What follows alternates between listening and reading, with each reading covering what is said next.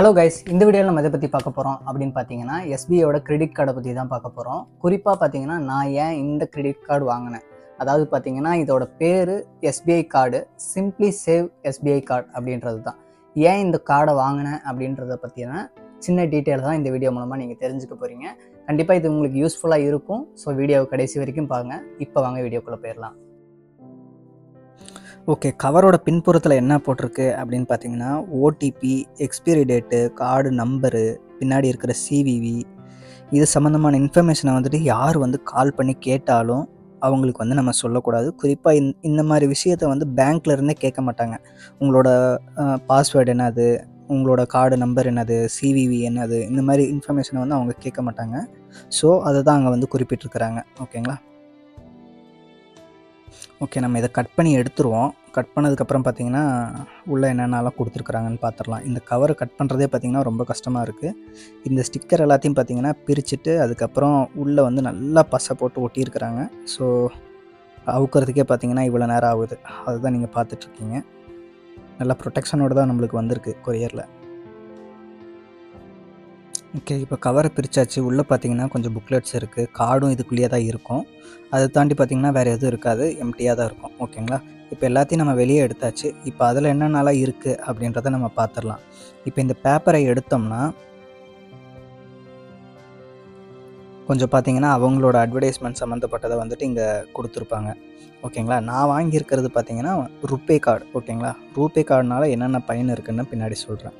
ஓகேங்களா? இதில் பார்த்திங்கன்னா நம்ம எவ்வளோ சேவ் பண்ணலாம் அந்த மாதிரி விஷயம்லாம் இதில் சொல்லியிருப்பாங்க.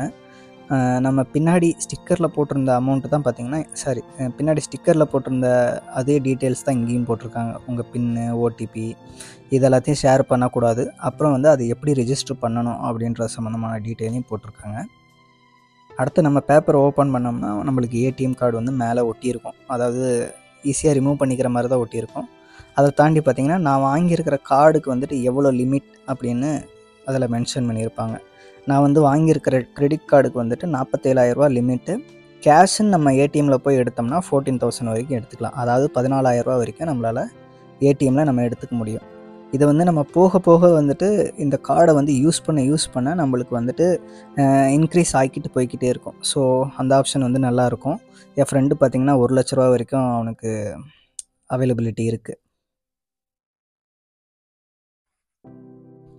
ஓகே, இந்த கிரெடிட் கார்டோட நன்மைகள் என்னன்னு பார்த்தீங்கன்னா இது ஒரு ரூபே கார்டு. அதை தாண்டி பார்த்தீங்கன்னா நம்ம இன்டர்நேஷ்னல்லையும் பார்த்தீங்கன்னா யூஸ் பண்ணிக்க முடியும். அது மாதிரி தான் ஆப்ஷன் கொடுத்துருக்குறாங்க. அதை தாண்டி பார்த்தீங்கன்னா இது ஒரு யூபிஐ கார்டு. இந்த யூபிஐ அப்படின்னா என்னன்னு பார்த்தீங்கன்னா நம்ம கடையில் போய் ஒரு டீ குடிக்கிறோன்னா கூட டீ குடிச்சிட்டு நம்ம ஜிபே ஸ்கேனரில் கூட நம்மளால் இந்த மாதிரி ஸ்கேன் பண்ணி நம்மளால் பணத்தை அனுப்பிக்க முடியும். ஓகேங்களா? மற்ற கிரெடிட் கார்டில் இந்த மாதிரி யூபிஐ அப்படின்னு மென்ஷன் பண்ணலன்னா அந்த மாதிரி பண்ண முடியாது நம்மளால். ஸோ அந்த ஆப்ஷன் இங்கே யூபிஐ அப்படின்ற மென்ஷன் பண்ணியிருக்கிறதுனால நம்ம ஈஸியாக எஸ்பிஐ கார்டுன்ற ஆப் மூலமாக பார்த்திங்கன்னா நம்ம என்னபிள் பண்ணியாச்சு அப்படின்னா நம்மளால் ஜிபேவோ ஃபோன்பேவோ இந்த மாதிரி ஸ்கேனரில் நம்மளால் பணத்தை ஈஸியாக அனுப்பிக்க முடியும். ஓகேங்களா? இதை தாண்டி நிறைய ஃபியூச்சர்ஸ் இதில் கொடுத்துருக்குறாங்க. அது என்னன்றதை அப்புறமா பார்க்கலாம். இவ்வளோதான் இந்த வீடியோ. இந்த கார்டு எதனால் வாங்கினன்றதை நீங்கள் தெரிஞ்சுப்பீங்க. இந்த எஸ்பிஐ கிரெடிட் கார்டுனால என்னென்ன பயன் அப்படின்னு இதில் கொஞ்சம் டீட்டெயில்ஸ் இதில் மென்ஷன் பண்ணியிருக்கிறாங்க. அப்படி என்னென்ன கொடுத்துருக்காங்க அப்படின்னு பார்த்தோம்னா 10 மடங்கு நம்மளுக்கு போனஸ் பாயிண்ட் கிடைக்கும் அப்படின்னு சொல்லியிருக்கிறாங்க. அதாவது ரிவார்ட் பாயிண்ட்ஸ் கிடைக்கும். எங்கே அப்படின்னு பார்த்தீங்கன்னா டைனிங், அதாவது நம்ம ஒரு ஹோட்டலில் போய் எங்கே பெரிய ரெஸ்டாரண்ட்டில் நம்ம சாப்பிட போகிறோம் அந்த மாதிரி இடத்துல நம்மளுக்கு கிடைக்கும். மூவிஸ், தேட்டருக்கு போகிறோம் அப்படின்னா நம்மளுக்கு அங்கே இந்த கார்டை யூஸ் பண்ணோம்னா கிடைக்கும். டிபார்ட்மெண்ட் ஸ்டோர், அதாவது க்ரோசரி, நம்ம காய்கறி வாங்க போகிறோம் அப்படின்னு சொன்னோம்னா அந்த இடத்துல நம்மளுக்கு இந்த மாதிரி பாயிண்ட்ஸ் கிடைக்கும். ஓகேங்களா? ஸோ இது ஒரு ரிவார்ட் பாயிண்ட்ஸ், அதாவது 150 ரூபா ஸ்பெண்ட் பண்ணோம்னா ஒரு ரிவார்ட் பாயிண்ட்ஸ் நம்மளுக்கு கிடைக்கும். ஓகேங்களா? இப்போ நீங்கள் 1000 ரூபாய்க்கு மேலே பர்ச்சேஸ் பண்ணுறீங்க அப்படின்னா ஒரு 10 ரிவார்ட் பாயிண்ட்ஸ் அந்த மாதிரி கிடைக்கிறதுக்கு வாய்ப்பு இருக்குது. ஓகேங்களா? இதோட ரிடம்ஷன் நம்ம இது எவ்வளோ கணக்கு சேருதோ அதுக்கேற்ற மாதிரி நம்மளால் ரிவார்டை ரிடம்ஷன், அதாவது நம்ம யூஸ் பண்ணிக்க முடியும். அது எவ்வளோ வந்ததுக்கப்புறம் யூஸ் பண்ணிக்க முடியும் அப்படின்னு பார்த்தீங்கன்னா 2000 பாயிண்ட்ஸ் வந்தால் மட்டும்தான் நம்மளால் இதை யூஸ் பண்ணிக்க முடியும். ஸோ அதனால் நீங்கள் பெருசாக பர்ச்சேஸ் பண்ணிக்கிட்டே இருக்கிறீங்கன்னா உங்களுக்கான பாயிண்ட்ஸ் கூடிக்கிட்டே இருக்கும். கூடிக்கிட்டே இருக்க இந்த 2000 பாயிண்ட்ஸ் வந்ததுக்கப்புறமா நீங்கள் இதை வச்சு ஏதாவது பொருளை வாங்கிக்கலாம். ஓகேங்களா. அடுத்தது பார்த்தீங்கன்னா ஃபியூல் சர்சார்ஜ் அப்படின்னு கொடுத்துருக்குறாங்க. இந்த ஃபியூல் சர்சார்ஜ் அப்படின்னா என்னன்னு பார்த்தீங்கன்னா, நம்ம வந்து பெட்ரோல் போடுறோம் அப்படின்னா நம்ம இந்த கார்டு யூஸ் பண்ணி போடுறப்ப ரூ. 1 அதாவது 1% வந்து தள்ளுபடி பண்ணுவாங்க. ஓகேங்களா. இந்த மாதிரி வந்துட்டு நம்மளுக்கு கொடுக்குறாங்க. ஓகேங்களா. அதுக்கப்புறம் பார்த்தீங்கன்னா சர்சார்ஜ் வேவர் அப்படின்னு சொல்லியிருக்கிறாங்க. அதாவது என்னன்னா ரூ. 100 மாதத்துக்கு அப்படின்ற மாதிரி கொடுத்துருக்குறாங்க. 500லேருந்து ரூ. 3000 வரைக்கும் நம்ம வந்து டிரான்சாக்ஷன் பண்ணிகிட்டு இருக்கோம். அதாவது ரூ. 3000 வரைக்கும் பெட்ரோல் அடிக்கிறோம், அந்த மாதிரி பண்ணுறோம் அப்படின்னா நம்மளுக்கு வந்து ரூ. 100 வரைக்கும் தள்ளுபடி பண்ணுறதுக்கான சான்சஸ் வந்து அதிகமாக இருக்குது. ஸோ இந்த மாதிரி தான் சொல்கிறாங்க. அடுத்தது பார்த்தீங்கன்னா ஆனுவல் ஃபீ ரிவர்சல் அப்படின்னு போட்டிருக்காங்க. அதாவது ரூ. 1,00,000 நம்ம வந்துட்டு வருஷத்துக்கு ஸ்பெண்ட் பண்ணிட்டோம் அப்படின்னா, அதாவது இந்த கார்டை வச்சு ஒரு வருஷத்துக்கு ரூ. 1,00,000 நம்ம இந்த கார்டை வச்சு ஸ்பெண்ட் பண்ணியிருக்கிறோம் அப்படின்னா நம்மளுக்கு வந்துட்டு வருஷத்துக்கு அந்த ரூ. 500 வந்துட்டு நம்மளுக்கு இந்த கார்டுக்காக நம்மளுக்கு பிடிப்பாங்க அமௌண்ட். ஓகேங்களா. அந்த மாதிரி அமௌண்ட்டை வந்து இவங்க பிடிக்க மாட்டாங்க. ஏன்னா நம்ம ரூ. 1,00,000 நம்ம இந்த கார்டை வச்சு யூஸ் பண்ணியிருக்கிறதுனால இதுவே வந்து பார்த்திங்கன்னா கார்டு கொடுக்குற கம்பெனிக்கு வந்து ஒரு வருமானம் தான். ஓகேங்களா. ஸோ இது மூலமாக அவங்களும் நிறையா ஏர்ன் பண்ணியிருப்பாங்க. ஸோ அதனால் நம்மளுக்கு வந்து இதை வந்து தள்ளுபடி பண்ணுறாங்க. ஓகேங்களா. அதாவது ரூ. 1,00,000 ஸ்பெண்ட் பண்ணியிருந்தா. ஓகே, அவ்வளோதான். இந்த இதை பற்றி இவ்வளோ தான் போட்டிருக்கு. ஓகேங்களா. இந்த கார்டை வந்து நம்ம எப்படி உள்ளே வந்து ரிஜிஸ்டர் பண்ணணும் அப்படின்றத வந்து பார்க்கலாம். நான் வந்துட்டு இதை வந்து வீடியோவில் காட்ட முடியாது. ஏன்னு பார்த்தீங்கன்னா நான் ஸ்க்ரீன் ரெக்கார்ட் பண்ணுறப்ப அது ஃபார் த சேஃப்டி வந்துட்டு கார்டு ப்ரொடெக்ஷன் இந்த மாதிரி சம்மந்தமானதுக்காக எஸ்பிஐ கார்டு அந்த அப்ளிகேஷன் வந்து பிளாக் கலர் ஸ்க்ரீன் காட்டுது. ஓகேங்களா. ஸோ என்னால் வந்து அதை ரெக்கார்ட் பண்ண முடியல. ஸோ அதனால் நான் இதை வந்து வாயில் சொல்கிறேன். என்னன்னு பார்த்தீங்கன்னா இந்த கார்டை வந்து நீங்கள் ரெஜிஸ்டர் பண்ணணும்னா இது வந்து நீங்கள் ரிசீவ் பண்ணதுக்கப்புறம் நீங்கள் வந்து ஒரு நியூ கஸ்டமர். ஓகேங்களா. நீங்கள் நியூ கஸ்டமராக இருக்கிறனால நீங்கள் போயிட்டு உள்ள சைன் அப்புன்னு கொடுக்கணும். ஓகேங்களா. சைன் அப் கொடுத்ததுக்கப்புறமா இந்த கார்டோட நம்பர் நீங்கள் என்ட்ரி பண்ண வேண்டியிருக்கும், இந்த சிவிவி என்ட்ரி பண்ண வேண்டியிருக்கும். அதோட நீங்கள் இந்த கார்டு வாங்குறதுக்கு எந்த ஃபோன் நம்பரை கொடுத்தீங்களோ அந்த ஃபோன் நம்பரை வந்து நீங்கள் அதில் என்ட்ரி பண்ணிங்கன்னா அதுக்கு வந்து ஓடிபி வரும். ஓகேங்களா. அந்த ஓடிபியை நீங்கள் என்ட்ரி பண்ணதுக்கப்புறமா நீங்கள் யூசர் நேம் பாஸ்வேர்டு வந்து போட முடியும். இந்த யூசர் நேம் வந்து பார்த்தீங்கன்னா பேர் இருக்கணும், நம்பர் இருக்கணும், அடுத்தது பார்த்தீங்கன்னா சிம்பிள்ஸ் இருக்கணும், டாட்டு, ஹேஷ்டேக் இந்த மாதிரி வந்துட்டு இருக்கணும். ஸோ அப்படி ஸ்ட்ராங்காக இருந்தால் மட்டும்தான் யூசர் நேமும் அப்படி ஸ்ட்ராங்காக இருக்கணும், பாஸ்வேர்டும் அவ்வளோ ஸ்ட்ராங்காக இருக்கணும். அந்த 4 பாயிண்ட்ஸ் வந்து கொடுத்துருப்பாங்க.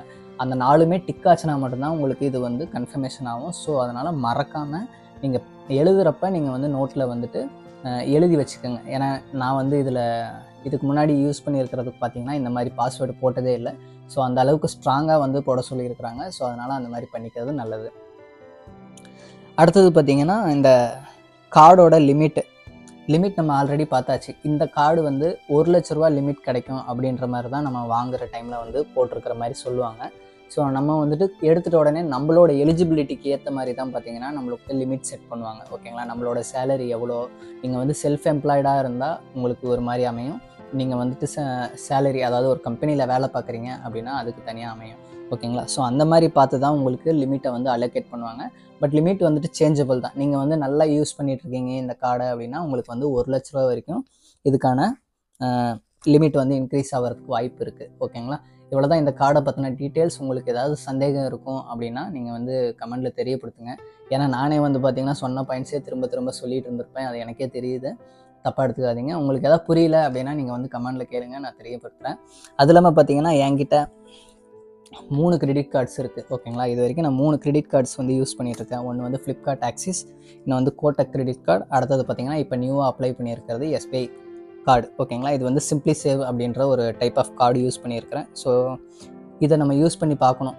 ஏன்னா இது வந்துட்டு நான் வாங்கியிருக்கிற கார்டுலேயே பார்த்திங்கன்னா லிமிட் இதுக்கு தான் அதிகமாக கொடுத்துருக்குறாங்க. ஸோ இதுக்கப்புறம் என்ன நடக்குது அப்படின்றத நம்ம தெரியப்படுத்தலாம். உங்களுக்கு எதாவது டவுட் இருந்ததுன்னா கமெண்ட்டில் தெரியப்படுத்துங்க. வேறு ஏதாவது வீடியோ வேணும் அப்படின்னாலும் தெரியப்படுத்துங்க. ஓகே, நிறைய பேர் சொல்லி கேள்விப்பட்டிருப்போம் கிரெடிட் கார்டு வந்துட்டு ரொம்ப ஆபத்தானது அப்படின்னு சொல்லி நம்ம கேள்விப்பட்டிருப்போம். அது வந்து ஒரு சில நேரத்தில் உண்மை தான். ஏன்னா நம்மளுக்கு கையாளும் திறமை இல்லை அப்படின்னா, நம்ம வந்து இந்த கிரெடிட் கார்டை கண்ட்ரோல் பண்ண தெரியல அப்படின்னா இது வந்து நம்மளை வந்து ரொம்ப டேஞ்சரில் கொண்டு போய் விட்டுரும். ஏன்னு பார்த்தீங்கன்னா நம்மளுக்கு வந்து குறிப்பிட்ட நாள் கொடுத்துருப்பாங்க. அதாவது நான் வந்து ஒரு 10,000 ரூபாய் எடுக்கிறேன் அப்படின்னா ஒரு 40 டேஸ் வந்து நம்மளுக்கு டைம் கொடுப்பாங்க. ஒரு 20 நாள் கழித்து வந்து நம்மளுக்கு வந்து ரிமைண்டர் கூட வரும் நம்மளுக்கு, இவ்வளோ நீங்கள் எடுத்திருக்கீங்க, இத்தனை நாளுக்குள்ளே நீங்கள் கட்டணும் அப்படின்னு சொல்லிட்டு. ஓகேங்களா. ஸோ ஆல்மோஸ்ட் வந்து 40 டேஸ் இல்லை 45 டேஸ் வந்துட்டு நம்ம ஒவ்வொரு கார்டுக்கு ஏற்ற மாதிரி 30லேருந்து 45 டேஸ்க்குள்ளே வந்து நம்மளுக்கு டைம் பீரியட் கொடுக்குறாங்க இந்த பேமெண்ட்டை வந்து நம்ம கட்டுறதுக்கு.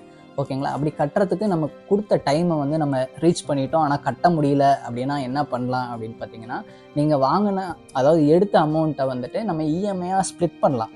ஓகேங்களா. இஎம்ஐயாக கன்வெர்ட் பண்ணி நம்மளால் பேமெண்ட்டை வந்து மாதம் இவ்வளோ கட்டி முடிச்சுக்கிறேன் அப்படின்ற பீரியடில் வந்து நம்ம எடுத்துக்க முடியும். ஆனால் இது வந்து நிறைய பேருக்கு தெரியறதில்ல. ஸோ அதையும் நான் இங்கே தெரியப்படுத்த விரும்புகிறேன். ஸோ அந்த மாதிரி டைமில் வந்துட்டு சிங்கிள் பேமெண்ட்டாக கட்ட முடியலைன்னா இஎம்ஐ எடுத்துக்கலாம். ஓகேங்களா. ஸோ இதனால் பார்த்தீங்கன்னா என்ன பிரச்சனை வரும் அப்படின்னு பார்த்தீங்கன்னா, வட்டி சதவீதம் வந்து அதிகமாகும். ஓகேங்களா. ஸோ அதை தாண்டி நீங்கள் இஎம்ஐயாக போட தெரியல அப்படின்னு சொல்லிட்டு அந்த பீரியட் ஆஃப் டைமையும் நீங்கள் கிராஸ் பண்ணுறீங்க அப்படின்னு சொன்னால் அப் டு 40% வரைக்கும் கூட நம்மளுக்கு வந்துட்டு வட்டி போடுறதுக்கான வாய்ப்பு அதிகமாக இருக்குது. அதாவது ரூ.100க்கு ரூ.40 வட்டி ஏறினா எப்படி இருக்கும். ஸோ அந்த மாதிரி அதிகமான வட்டியை வந்து நம்ம கொடுக்க வேண்டியிருக்கும். ஸோ இந்த கார்டை வந்து கையாளும் திறமை இல்லைன்னா ரொம்ப டேஞ்சரில் முடிஞ்சிடும். நான் ஏன் அப்படி தெரிஞ்சு நம்ம இதை வாங்குகிறோம் அப்படின்னு பார்த்தீங்கன்னா, நம்ம சமயத்துக்கு வந்துட்டு ஒருத்தர்கிட்ட ஹெல்ப் கேட்டோம்னா கண்டிப்பாக கிடைக்காது.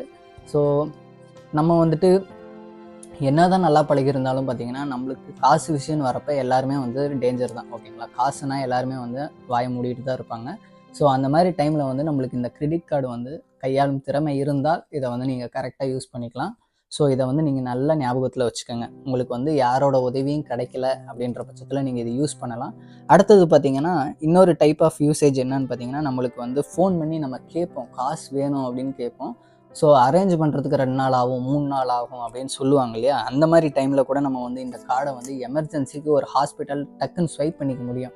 ஸோ இப்போ ஆப்ரேஷன் நடக்கணும், இல்லை காலுக்கு கட்டு போடணும் அப்படின்னா கூட இந்த கார்டை வந்து டக்குன்னு ஸ்வைப் பண்ணி நம்மளால் காசு இல்லாத டைமில் யூஸ் பண்ணிக்க முடியும். ஸோ இந்த மாதிரி கார்டை வந்து யூஸ் பண்ண தெரிஞ்சிச்சுன்னா நீங்கள் வந்து நல்ல கார்டு கண்ட்ரோல் பண்ணிக்க முடியும். ஓகேங்களா. அடுத்தது பார்த்தீங்கன்னா, சில பேர் எப்படி யூஸ் பண்ணலாம் அப்படின்னு பார்த்தீங்கன்னா, இந்த கார்டை வந்து பெட்ரோலுக்கு மட்டும் யூஸ் பண்ணிக்கலாம். அதாவது மாதம் ஃபுல்லாக பெட்ரோல் போட்டுட்டு கடைசியாக இந்த பெட்ரோல் போட்ட காசை மட்டும் நம்ம சேலரி போட்டதுக்கப்புறமா அந்த டைம் பீரியடில் வந்து நீங்கள் அடைக்கிறது வந்து ரொம்ப யூஸ்ஃபுல்லாக இருக்கும். அதை தாண்டி உங்களுக்கு ரிவார்ட் பாயிண்ட்ஸ் வர்றதுக்கான வாய்ப்பு கூட அதிகமாக இருக்குது.